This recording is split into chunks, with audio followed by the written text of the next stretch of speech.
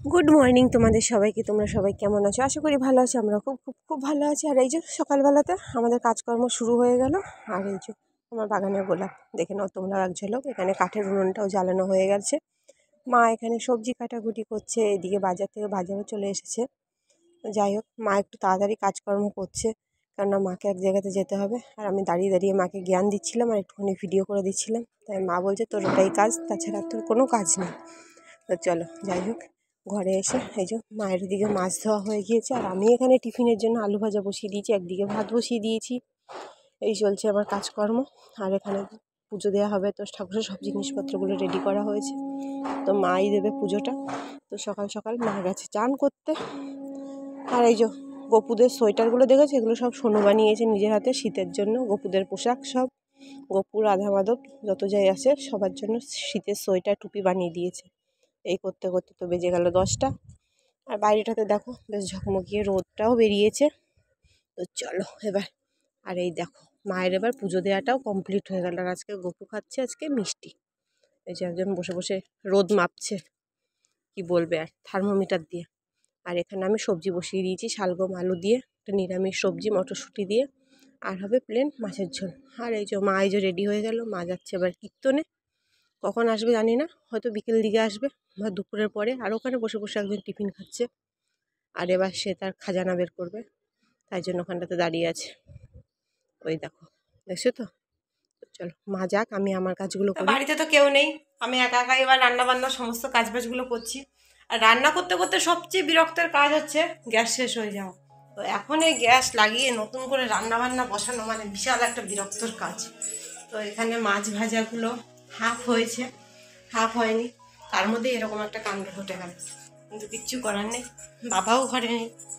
তো এবার আমাকে এবার টেনে টুনে নিয়ে গিয়ে এবার গ্যাসটাকে আবার লাগাতে হবে। বলো দেখি, এই ভারী সিলিন্ডার ওখান থেকে টেনে টেনে এখানে অবধি নিয়ে এসে পরে লাগানো যে কতটা যে মুশকিলের কাজ, একমাত্র যে করে সেই একমাত্র জানে। কিছু করার নেই, করতেই হবে, তা না হলে না খেয়ে থাকতে হবে। মাছের ঝোল ছাড়াই আজকে ভাত খেতে হবে। গুড ইভিনিং তোমাদের সবাইকে।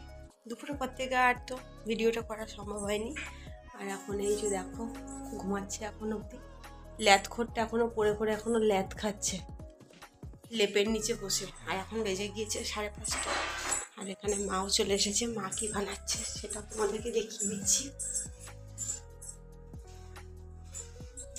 দেখো, মা বানাচ্ছে পিঠে।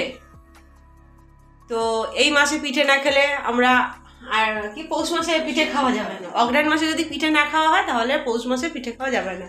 যার কারণে খুব বেশি সরঞ্জাম নেই, কোনো রকম চাল গুঁড়ো নারকেল সব কিছু মিক্স করে কি বলে সরু চুকলি বানানো হচ্ছে। আর হচ্ছে পাটালি গুড় নিয়ে আসা হয়েছে। গুড়টা দেখি, আর গুড়টা কোথায় রয়েছে দাঁড়াও, গুড়টাও তোমাদেরকে দেখিয়ে দিচ্ছি।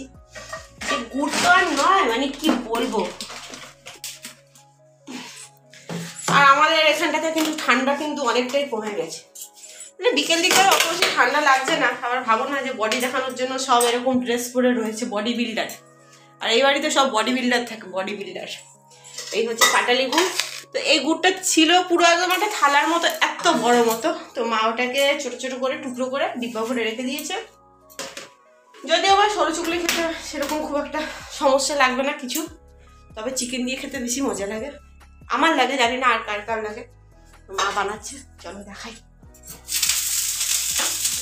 খুব সিম্পল আর শর্টকাটের মধ্যে এটাই এখন আপাতত হচ্ছে। এখানে তাওয়া বসিয়ে দিয়েছে, তাওয়া গরম হয়ে গিয়েছে, অল্প হালকা তেল দিয়ে দিয়েছে। আর এর মধ্যে নারকেল আর চাল গুঁড়ো সব মিক্স করা রয়েছে। এটা হচ্ছে স্ন্যাক্স আইটেম, পিঠে বললে পিঠে, যা বলা যায়। এবার এটাকে একটুখানি ঢেকে দিলেই হয়ে যাবে। তো অগ্রহায়ণ মাস কবে শেষ সেটাও আমার জানা নেই, হয়তো আর 1-2 দিনের মতনই হয়তো রয়েছে, যার কারণে এখন ঝটপট করে মা বানাচ্ছে।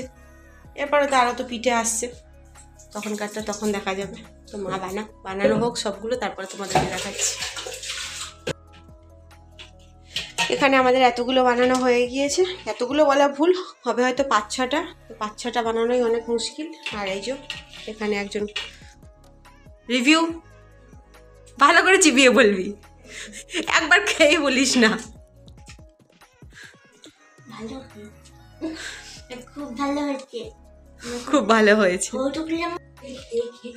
আর হচ্ছে এখানে চা বসানো হয়ে গেছে, আর এই যে এবার এগুলো ফটাফট করে বানিয়ে নিই।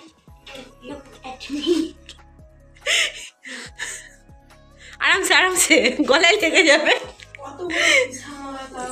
চলো।